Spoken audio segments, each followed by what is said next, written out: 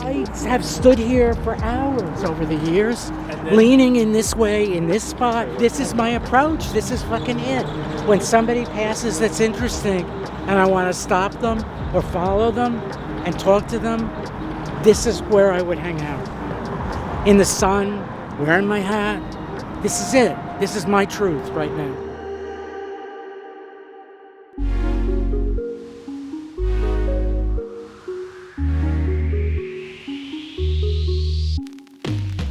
I'm Stanley Alan Steller. I was born in 1945, and I'm a photographer. I'm an artist who makes photos.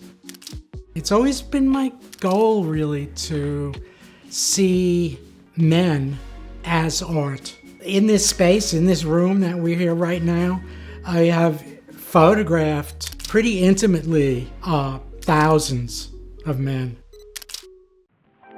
I'm very sophisticated about the history of imagery, from fine art to photography to art history and graphics. And so I've seen and I've been aware of other photographers throughout the last 100 years, but I've been looking for that answer about what is a gay life specifically for 60 years, since my childhood. I'm here for this reason, and the reason is to unashamedly relate to men and other men and photograph them and say, hey, you know, like, your armpit could be fucking gorgeous. Can I see it? I don't try to eliminate the sexual elements.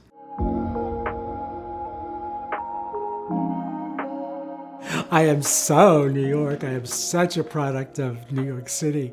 It's my base. It's the rock I stand on. When I moved here in 1974, Tribeca, which were these abandoned warehouse buildings, was an empty neighborhood. The businesses that had filled these buildings depended on the shipping industry in New York. And then by the mid-70s, they had just built the World Trade Center, which modernized the neighborhood. I spent a lot of time on Christopher Street because it was a safe place for me to be. People wouldn't abuse me on the street or yell at me from passing cars. If you walked all the way down west on Christopher Street, you encountered these empty piers. And one day I was just in the sun down there on West Street, which ran parallel to the West Side Highway, and I kept seeing how men were going in that direction, further uptown and then crossing the highway. So I just followed them. I thought, where are they going? There's nothing there, so where are they going? And I followed them through the hole in the fence. And you had to go down and crawl through it. And there I was in this immense, empty, colossal covered space. There, for the first time in my life, I saw naked men in the daylight, in the sunshine. I had never seen that before in my life. None of us had. And it blew our minds. We're in New York City. We're not even allowed to exist. And here we are in New York City. And year by year, it became a place to meet, a place to get sun, a place to be naked with each other. It was a ruin. The paint was peeling. Everything was falling apart all around us. And there's something very romantic about the idea of in the ruins. And it dawned on me while I was photographing some man on the roof one day up of the pier that, oh, this is my studio. I generally shot all the film I had in my backpack with me every day I ever went out there. Whatever money I had, I spent on film, and sometimes I liked Kodachrome 64, and sometimes I liked Triac, whatever. It's whatever I had. And they had many versions of Kodachrome.